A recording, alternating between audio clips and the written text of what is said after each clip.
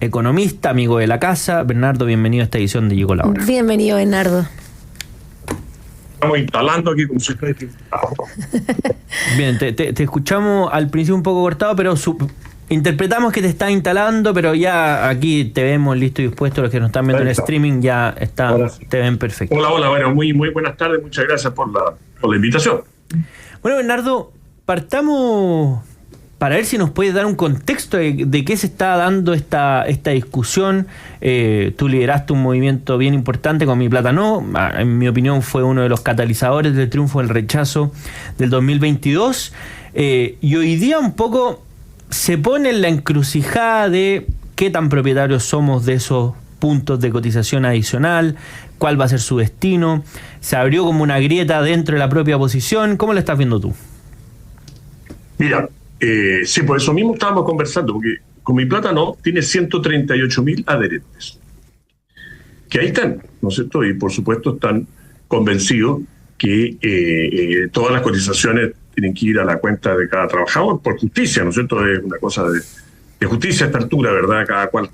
Cada uno de nosotros trabaja, un esfuerzo, se gana su sueldo, se gana sus cotizaciones, y entonces es lo justo que el fruto de nuestro trabajo vaya en beneficio, en este caso, de nuestra pensión, ¿no es cierto? Y no de la pensión de otra, y no que pase a financiar el Estado. Mira, yo creo que estamos con alguna posibilidad de obtener una buena reforma de pensiones, con alguna posibilidad de tener un buen acuerdo. Y los buenos acuerdos son los que valen, ¿no es cierto? No el acuerdo por los acuerdos. Claro. Obviamente. Ahora, sabemos muy poco, y podemos comentarlo, digamos, de los detalles. Es muy impreciso todavía lo que sabemos. Y de luego, una cosa que sorprende es que no sabemos nada respecto de la administración de los fondos, que es fundamental, ¿verdad? El gobierno quería que el Estado terminara, en definitiva, a través de una compleja estructura de privilegios para el Estado, que el Estado terminara administrando los fondos, y eso es peligrosísimo porque los políticos se pueden gastar la plata y nos dejan sin pensión. Y eso obviamente es inaceptable, pero no sabemos qué está quedando parado de esa parte. Ahora, a mí me parece que lo fundamental es que entendamos que las cotizaciones son de los trabajadores, y los políticos de lado y lado no pueden andar distribuyéndolas, digamos, y decidiendo qué parte va a ir al Estado, qué parte no va a ir al Estado. Entonces, esto no es un regateo, digamos, donde dice 4-1, 4-2, 3-3-3, no es así. Lo que corresponde es que las cotizaciones vayan a la cuenta individual. Y en ese sentido, creo que lo que sabemos del acuerdo, o el posible acuerdo, porque sabemos que todavía no está el acuerdo además, contiene algunos elementos que son preocupantes. En el fondo contiene una manzana podrida. Sí, bueno, precisamente es que ahí quiero profundizar, Bernardo, porque la verdad es que cuando discutimos este 0,5, este 3, aquí se está haciendo finalmente un cambio sustancial ideológico. Por más que el porcentaje que se discuta, aquí estamos cambiando un sistema de capitalización a efectivamente darle un porcentaje a la administración del Estado. Y en ese mismo sentido, empezar con este concepto de hacer esta supuesta solidaridad o apoyar la PGU a través de única y exclusivamente los trabajadores formales y no a través de impuestos generales, lo cual empezaría a generar, por supuesto, un montón de distorsiones dentro del mismo sistema y los incentivos a la formalidad, los incentivos al ahorro, a la contratación. Entonces, ¿a qué nos estamos enfrentando con esto que parece, algunos políticos tratan de disfrazarlo como algo pequeñito, pero que finalmente es una transformación tremendamente relevante para el sistema que tenemos hoy día? Bueno, tú tienes razón, efectivamente. La manzana podrida que yo veo en este posible acuerdo es este 0,5% de cotización que iría a financiar el Estado. Porque yo por lo menos estoy muy de acuerdo en que se busque una manera de igualar las pensiones entre hombres y mujeres que tienen el mismo monto ahorrado. De hecho, esa fue una de las peticiones que hizo con Mi Plata No a la convención, fíjate, en su iniciativa popular constitucional, que la constitución que estaba redactando la convención en ese momento se igualaran las pensiones de los hombres y las mujeres. Por supuesto que fue rechazado, como todos sabemos. Bueno, pero otra cosa es cómo se financia. Y lo que se está planteando por algunos es que, incluso por algunos de oposición, que es la parte grave, que esto se financie con cotizaciones de los trabajadores. O sea, los trabajadores coticen y parte de esa cotización vaya a financiar el Estado. Cuando esa igualación de cálculo de pensiones entre hombres y mujeres debería financiarse con gastos públicos, ¿cierto? O con cualquier otro mecanismo que no signifique restarle cotizaciones a los trabajadores. Y hay una amplia variedad, ¿no es cierto? Y creo que eso es lo fundamental. Entonces, esta manzana, a mi juicio podrida, que está en el cajón del posible acuerdo, puede terminar pudriendo el acuerdo completo. Porque al final esto es un germen más que un germen, es un pequeño reparto. Y este reparto, obviamente, lo único que puede pasar al futuro es que crezca y se quiebre el principio que las cotizaciones son de los trabajadores, y entonces después alguien diga, bueno, si partimos con un 0,5, ¿por qué no le ponemos el 1? Y si tenemos el 1, ¿por qué no le ponemos el 2? Y así sucesivamente. Entonces, ¿qué es lo que hacemos todos nosotros cuando encontramos una manzana podrida en un cajón de manzanas? La botamos al tiro, para que no pudre el resto. De manera que lo que la oposición tiene que hacer es votar la idea esta de que haya un financiamiento con cotizaciones de esta igualación del cálculo de las pensiones de los hombres con las mujeres. Y ahí, desde ese punto de vista, Bernardo, ¿qué te parece esta disyuntiva que se plantea en la oposición? Porque algunos dicen, y esto ya es un criterio quizás más político, la oportunidad de llegar a acuerdo está a la vuelta de la esquina, se está consolidando un porcentaje importante en la capitalización individual, que sería ya un 4%, al menos eso es lo que dice la oposición, porque algunos oficialistas se están desmarcando, y eso sería preferible a seguir con la discusión abierta y que eventualmente en una próxima administración tengamos que volver a debatir lo de pensiones con todo lo que incluye, y con el gobierno comportándose como oposición, que obviamente es distinto. ¿Qué te parece esa aproximación? Bueno, yo la creo incorrecta por lo siguiente, porque lo primero tiene que preguntarse uno, ¿hay algún argumento técnico para defender que los trabajadores financian el Estado con ese 0,5%? Yo no conozco ninguno. Quienes han escrito sesudas y apasionadas columnas a favor del acuerdo, incluso técnicos muy respetados, ninguno ha puesto ni un argumento. El único argumento que han entregado es un argumento político, que es decir, oye, esto es el precio para llegar a un acuerdo. Claro. Pero no han llegado a ningún argumento técnico. Entonces, no tenemos argumentos técnicos a favor de que el 0,5% vaya al Estado. Tampoco tenemos argumentos políticos, en el sentido que todos sabemos que la mayoría de los chilenos rechazan el reparto, rechazan que sus cotizaciones vayan al Estado. Si uno hace el promedio, te voy a dar una cifra que puede no ser exacta porque es la que tengo en la memoria. Si uno promedia las últimas encuestas de los últimos 6 meses, el 56% de los chilenos quieren que toda la cotización adicional vaya a su cuenta. Claro.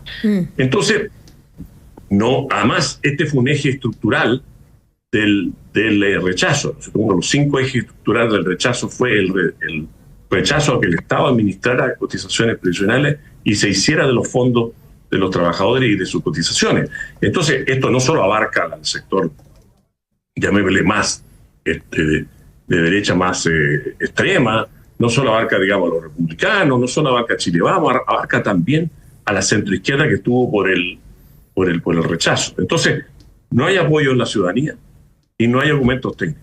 Entonces, esto es una mala idea. Y lo que hay que hacer es convencer al gobierno que esto es una mala idea. Además que esto es un monto relativamente pequeño para el gobierno. Claro. No para los cotizantes, pero sí para el gobierno. O sea, estamos hablando que pueden ser entre 250 y 400 millones de dólares que bien puede el gobierno acomodar dentro de tanto gasto en exceso que tiene, ¿no es cierto? Basta que mejore un poco el gasto, ahorre plata en tanta tontera que hace y financie esto. Entonces la pregunta que uno hace, ¿por qué el gobierno estaría exigiendo, digamos, ¿no es cierto?, que este 0,5% fuera al Estado? Por lo que decía Mara, ¿no es cierto? Es porque aquí está poniendo la puntita, ¿no es cierto?, del reparto adentro del plato. Y una vez que ya esté esto va a ser un reparto contagioso y peligroso. Bueno, estamos conversando con Bernardo Fontaine, economista, ex convencional constituyente y quien lideró el movimiento Con Mi Plata No. Bernardo, te quería preguntar por algo que preocupa, pero pareciera que no se menciona mucho, que tiene que ver con la rentabilidad de los fondos. La razón por la cual las personas pueden optar a mejores pensiones, sobre todo en base a lo que realmente ahorran, es una buena rentabilidad, que en ese sentido el sistema ha podido ofrecérselo. Siempre se menciona esto de cada 10 pesos, 7 fue rentabilidad y 3 fue lo que las personas efectivamente pusieron. En ese sentido te quería preguntar, ¿cuáles son los riesgos que ves tú de que no solo hay un cierto porcentaje que se le quite a la cotización de los trabajadores, sino que además esta sea invertida por el Estado o estos autopréstamos, o cómo esto finalmente va en el largo plazo a influir en el aumento o disminución finalmente de las pensiones, considerando además que cada vez más estos trabajadores tendrían que, con ese porcentaje, ir financiando pensiones de cada vez una población más envejecida y menos trabajando en cuanto a cómo vemos la proyección de la natalidad en nuestro país y en el mundo? Claro. Bueno, yo creo que ahí hay dos partes bien distintas, ¿no? Uno es el 0,5% que iría a financiar el Estado. Esos son menos cotizaciones para el trabajador, ¿no es cierto? Por tanto, eso significa menos pensión directamente. Si uno matemáticamente es fácil calcular que una persona joven que cotiza 16% y no 10% como hoy día, su pensión subiría hasta 60%, ¿no es cierto? En cambio, obviamente, si solamente 5,5 va a ir a su cuenta, su pensión solamente podría aumentar un 55%. O sea, esto le podría costar un 5% menos pensión a las personas, especialmente a los hombres, y aparte de las mujeres, porque el beneficio de igualar las tablas de mortalidad, el cálculo de pensiones de hombres y las mujeres, tiene un tope. Entonces, a las mujeres de cierto ingreso para arriba ya no van a tener una igualdad. Entonces, ellas también perderían, digamos, cotizaciones parcialmente, y los hombres totalmente. Por otra parte, la idea del préstamo, yo creo que es una cosa muy distinta. Todo depende de la letra chica, todo depende de cómo se establezca exactamente ese préstamo. Pero ese préstamo, si es una inversión, y es una inversión rentable y segura para los trabajadores, es tan parte de su cuenta individual como el resto de la inversión. Lo que entendemos que el acuerdo debería avanzar, por lo que han dicho, a lo siguiente, a que el 5,5%, en mi opinión el 6%, entra a la cuenta individual. Todo. Y de ahí hay una parte, y yo espero que sea no más de un 1%, que compra un bono del Estado. O sea, hace una inversión. Ese bono del Estado es un bono del Estado, cobrable como todos los bonos del Estado, como los propios bonos que tiene hoy día la cartera de inversiones de los fondos de pensiones. Todos los que tenemos cuenta, tenemos más o menos el 20% de nuestra plata en bonos del Estado. Esto sería un bono adicional. Y ese bono lo pagaría el Estado con reajuste de intereses al momento de la jubilación. Entonces, ¿qué es lo que pasa? Esto lo único que hace es facilitar dos cosas. Uno, facilitar que el Estado tenga el dinero para subir ciertas pensiones hoy día y tenga que devolverlo. Es una deuda pública. Entonces tendría que devolverlo cuando vayamos jubilando nosotros los cotizantes. Y por otra parte, esto lo que hace es que garantiza que esta cotización es del trabajador, porque esto sería parte de su cuenta. Primero ingresaría a su cuenta en la AFP, sería parte de la cuenta, sería parte de la cartola, sería heredable y sería por tanto una inversión. Si eso se estructura así, esta inversión préstamo sería, a mi juicio, totalmente consistente con la propiedad de las cotizaciones por parte de los trabajadores. Ahora, si este préstamo se estructura como un préstamo a los amigos, que el Estado lo va a pagar si quiere, obviamente eso sería un robo. Pero hasta donde entendemos, el préstamo se está estructurando como un préstamo, que es una inversión y que es segura y rentable para el trabajador, y por tanto no quiebra el principio que las cotizaciones van a la cuenta individual. Ahí la gran pregunta, Bernardo, es, que a propósito de lo que comentas tú también, es ¿quién administraría este préstamo, entre comillas? Porque Porque una opción que alguna vez se barajó y estaba en la discusión era que crear un organismo ad hoc para que, obviamente, siempre como tomamos como referencia lo que funciona bien, ¿verdad? Así como tipo Banco Central y no tipo Codelco o ENAP, ¿verdad? Bueno, tipo Banco Central, que administrar estos recursos, y lo que abriría la duda de, bueno, entonces terminaría el Estado siendo juez y parte respecto a quien administra y a quien le están prestando. Y lo otro que apunta más al resto de la cotización, incluyendo el 10%, esta idea de la licitación de stock de afiliados. ¿Qué te parece esa idea? Ha sido comentada por varios expertos, y la verdad es que suele dejar más dudas que respuestas respecto a cómo se comporta hoy día el mercado de las AFP. ¿Cómo lo ves tú? Bueno, respecto a lo primero, en la medida que el préstamo de esta inversión tenga garantía del Estado, para nosotros los cotizantes nos da lo mismo que administre la plata, porque al final a nosotros nos va a pagar el Estado y nos va a pagar el préstamo en UF y con intereses. De manera que eso es transparente. Ahora, desde el punto de vista del buen uso de los recursos públicos, obviamente sí interesa quién administre estos fondos, ¿no es cierto? Porque es distinto si lo va a administrar una organización técnica o una organización política, ¿no es cierto? Es distinto que exista una caja ahí disponible, un chanchito, una alcancía disponible a las manos de los políticos o no. Y eso hay que, pues, supongo que hay que evidentemente cuidar que no sea, ¿verdad? Y en principio a mí me gusta más que esta plata entre al Ministerio de Hacienda, como todos los ingresos del Estado, lo administra el Ministerio de Hacienda como administra todas las platas, digamos, ¿cierto? Y no una estructura ad hoc que pueda estar más a la mano de los políticos, con los cuales puedan después hacer un uso populista de estos fondos. Pero hagan lo que hagan, a nosotros nos debe el Estado. Así que tendría que pagarnos a nosotros el Estado, siempre que se diseñe bien el préstamo, y por eso es tan importante la letra chica e entender los detalles y no quedarse con los puros titulares y no entusiasmarse entonces con los puros titulares del acuerdo. Segundo, respecto a la licitación, mira, ahí hay dos temas, a mi juicio, en el tema de la administración de fondos. Lo primero es que uno desearía que hubiera más competencia. ¿Para qué? Para que bajaran las comisiones y mejorar el servicio. Eso es lo que hemos probado. Nosotros lo probamos, por ejemplo, con la portabilidad celular, ¿no es cierto? Que generó compañías nuevas de celulares, precios más bajos, servicios mejores. Y entonces hoy día la ley hace muy difícil crear una nueva AFP.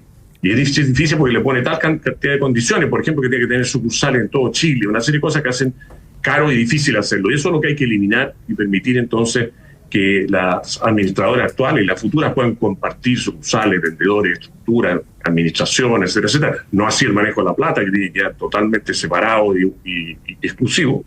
Y entonces generar más competencia, que haya más administradoras que ofrezcan mejores opciones, o más opciones, mejor dicho, y por tanto mejores comisiones.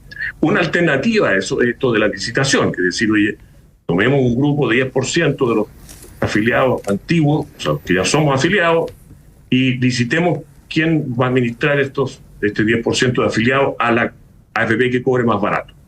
Eso es una buena idea teórica, pero tiene muchos problemas prácticos de implementación. ¿Cómo se traspasan las inversiones? ¿Qué pasa si uno lo cambiaron a una AFP y le fue mal a esa AFP, le cayó la rentabilidad?